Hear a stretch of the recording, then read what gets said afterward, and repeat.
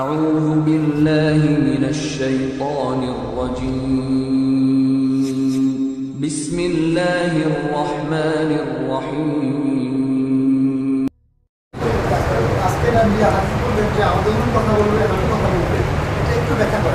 বুঝিনি কথা আজকে যেটা হাদিস বললেন কিয়ামতের পূর্বে আমাদের উল্টো কথা বলবে হাতে কথা বলবে এটা বুঝিনি আসলে ও মানে কিয়ামতের পূর্ব লক্ষণ এগুলো এক সময়ে এই উরু রান কথা বলবে, আমাদের মধ্যে মানুষের আমাদের কথা বলবে, আমাদেরই হাতের লাঠি কথা বলবে টপ টপ টপ টপ করে। আমি রাস্তায় হেঁটে যে কুকুর কথা বলবে আমার সাথে, বুঝতে পারেননি কথা? এইটাই এইটাই আমাদের মতো অবস্থায় সাধারণ মানুষ আমাদের মতো অবস্থায় এই স্বাভাবিক চলতে চলতে মসজিদ থেকে বের হয়ে রাস্তায় হাঁটছি, কুকুরটা আমার সামনে কথা বলতে লেগেছে। ওটা আল্লাহ ভাবে করবেন, এগুলো কিয়ামতের পূর্ব লক্ষণ। মরণ একদিন আসবে, ওইগুলো বিস্তারিত দেওয়া আছে।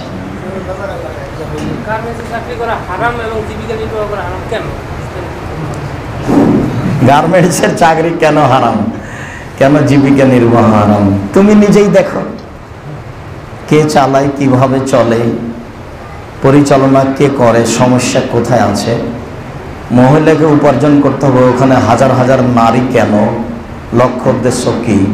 এদেশে কি ছেলে মারা গেছে সব? কি বলো তুমি?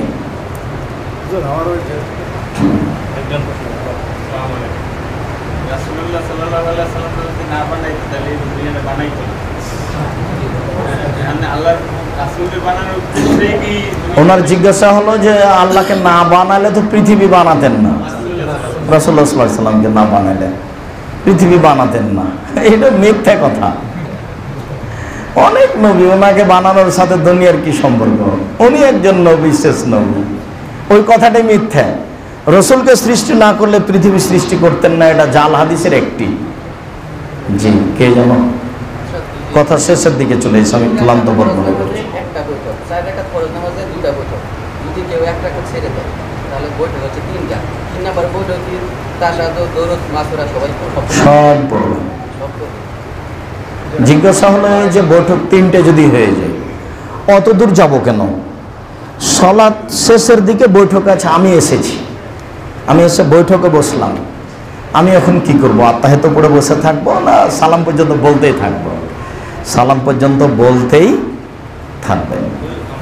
আসসালামু আলাইকুম। যেটা বলতে যাচ্ছি যে আল্লাহ রাসূলকে ভালোবাসতে কি জান্নাতে যাওয়া যাবে? এক।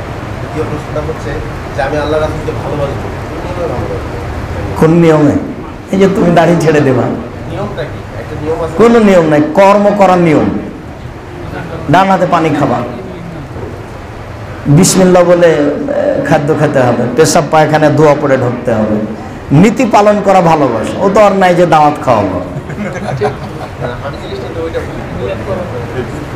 কোন নিয়মে ভালোবাসা? ভালোবাসা যে একটা ভালোবাসার নিয়ম আছে, প্রত্যেকটা জায়গায় ভালোবাসার কোনো নিয়ম নাই, কানুন পালন করা হলে ভালোবাসা।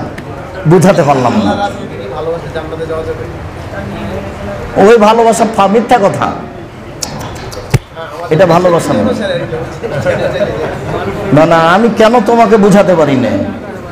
রাসূলের ভালোবাসা হবে আমল দিয়ে, বুঝাতে পারিনি।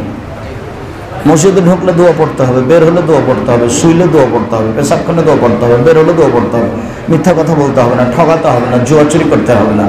তাহলে রাসূলকে ভালোবাসা হবে। বোঝা গেছে?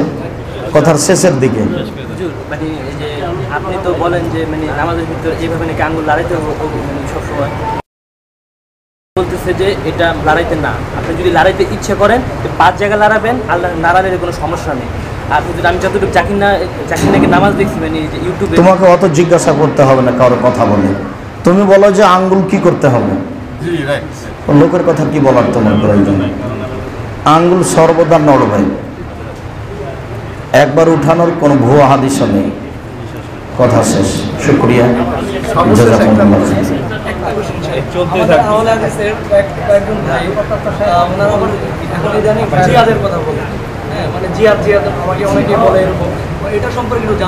এদেশে শতকরা 99 জন, 90 জনই মানুষ মুসলমান।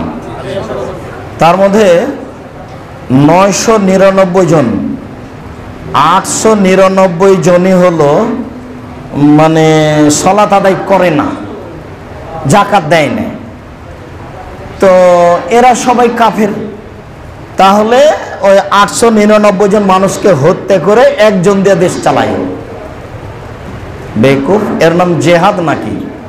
জেহাদ ইহুদি খ্রিস্টানের সাথে। এ দেশে যারা দায়িত্ব চালাচ্ছে ওরা মুসলমান, ওকে বলেন যে সৎভাবে চালান, মানবে না, যে মানুক না মানুক তাতে কি আছে। আকীদা ঠিক করার নাম হলো জেহাদ, মানুষকে হত্যা করে মাঠ দখল করার নাম হলো জিহাদ নয়। এটা একটা মিথ্যা কথা। সুবহানাকাল্লাহুম্মা ওয়া বিহামদিকা আশহাদু আল্লা ইলাহা ইল্লা আনতা